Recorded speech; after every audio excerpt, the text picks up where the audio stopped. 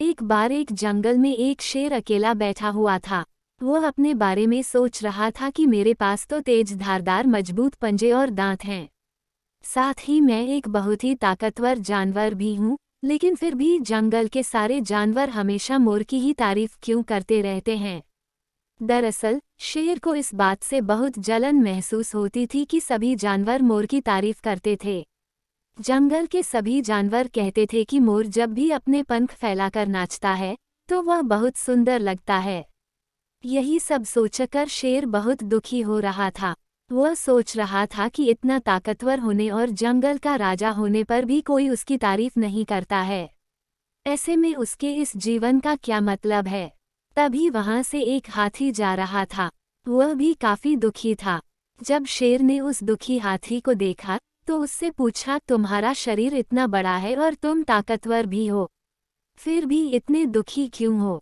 तुम्हें क्या परेशानी है? दुखी हाथी को देखकर शेर ने सोचा कि क्यों न मैं इस हाथी के साथ अपना दुख बांट लूं। उसने आगे कहते हुए हाथी से पूछा कि क्या इस जंगल में ऐसा कोई जानवर है जिससे तुम्हें जलन होती हो और वह तुम्हें हानि पहुंचाता हो? शेर की बात सुनकर हाथी ने कहा, जंगल का सबसे छोटा जानवर भी मुझ जैसे बड़े जानवर को परेशान कर सकता है। शेर ने पूछा, वह कौन सा छोटा जानवर है? हाथी ने कहा, महाराज, वो जानवर चींटी है। वो इस जंगल में सबसे छोटी है, लेकिन जब भी वो मेरे कान में घुसती है तो मैं दर्द के मारे पागल हो जाता हूँ। हाथी की बात सुनकर शेर को समझ में आ गया कि मोर तो मुझे चींटी की तरह परेशान भी नहीं करता है, फिर भी मुझे उससे जलन होती है। ईश्वर ने सभी प्राणियों को अलग अलग खामियां और खूबियां दी हैं।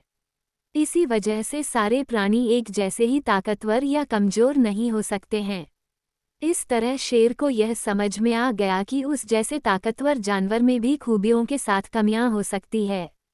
इससे शेर के मन में उसका खोया हुआ आत्मविश्वास फिर से बढ़ गया और उसने मोर से जलन करना बंद कर दिया। कहानी से सीख, हमें कभी भी किसी की खूबी देखकर उससे नहीं जलना चाहिए।